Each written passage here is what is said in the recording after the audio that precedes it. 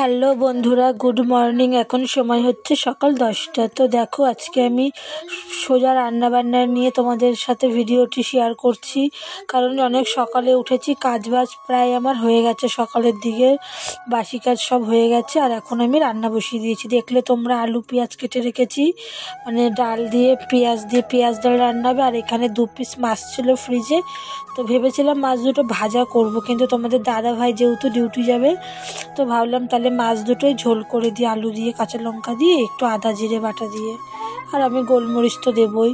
তো দেখো, ফাইনালি আমি মাছ দুটোকে ভেজে নিচ্ছি।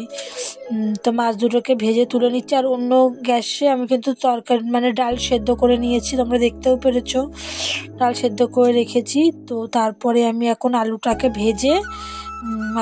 ভেজে মাছটাকে রান্না করে নেব। তো ফাইনালি আমি আলু দিয়ে দিলাম মাছে, আলুটা ভেজে নেব। 2টো মাছ যেহেতু, ওই জন্য অল্পই আলু দিয়েছি, তাও আলুটা মনে হচ্ছে বেশি দেওয়া হয়ে গেছে। যাই হোক, খাওয়া হয়ে যাবে। একটু ঝোল আলু থাকলে ঝোল আলু দিয়ে মেখে ডিম ভাজা দিয়েও ছেলে মেয়ে খেয়ে নিতে পারবে। আর মাছ দুটো তোমাদের দাদাভাইকে দিয়ে দেবো, কারণ ডিউটি যাবে যেহেতু, একটা মাছ দেওয়া যায় না, দুটোই দিয়ে দেবো। তো এই যে আমি আলুটাকে ভেজে নিচ্ছি। আর আজকে মাছের ঝোলে পেঁয়াজ আদা কিছুই দেবো না, শুধু আদা জিরে বাটা আর গোলমরিচ বাটা দেবো। ঝোলটা ফুটলে একটু কাঁচা অবস্থায় দিয়ে আজকে নামাবো।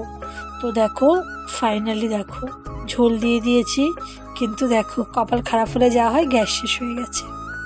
দেখো, আর বৃষ্টি হয়েছিল যে কিছুদিন আগে, সমস্ত কাঠগুলো ভেজা, শুকায়নি। আর শীতকালে আমাদের বাড়িতে তেমন একটা রোদ পড়ে না বড় বড় গাছের জন্য।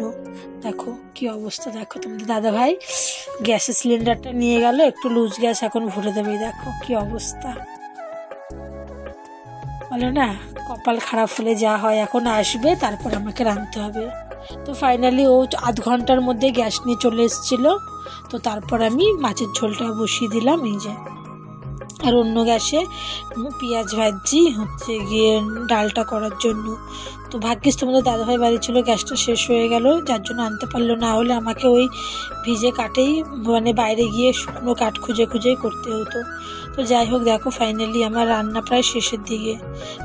তো দেখো, আমি পেঁয়াজটা ভেজে ডালটা করে নিচ্ছি। এই যে অনেকক্ষণ নামিয়ে রেখেছি না, ডালটা মানে কেমন ঠান্ডা হয়ে গেছে, মানে আধ ঘন্টা প্রায় 40 মিনিট মতো নিচে ছিল। 40 মিনিট পর গ্যাস নিয়ে এসছে।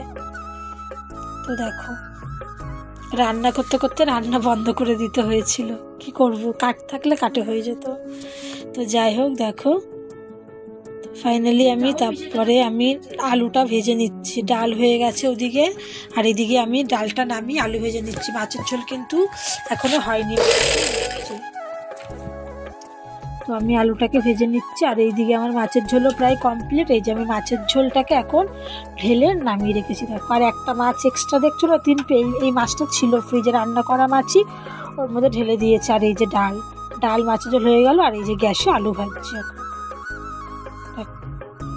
ফাইনালি আলু ভাজাটা এতটা একটু বেশি করে ভাজছি, লাগবে না। সন্ধেবেলা রুটি করব, রুটি দিয়ে খেয়ে নেবে ছেলে মেয়ে।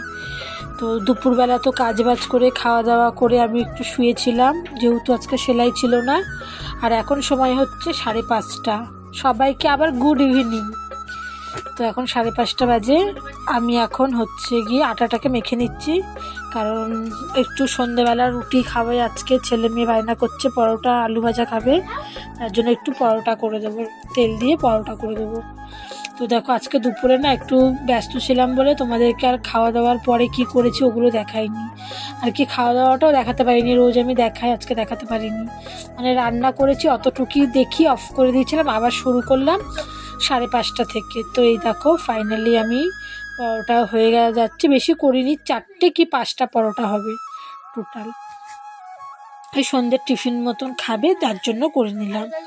তো দেখো, তো ভিডিওটি আর বড় করব না, ভিডিওটি এখানেই শেষ করলাম। সকলেই ভালো থেকো, সুস্থ থেকো। এই যে আমি ছেলেকে খেতেও দিয়ে দিয়েছি। আর সকলে সুস্থ থেকো, বাই।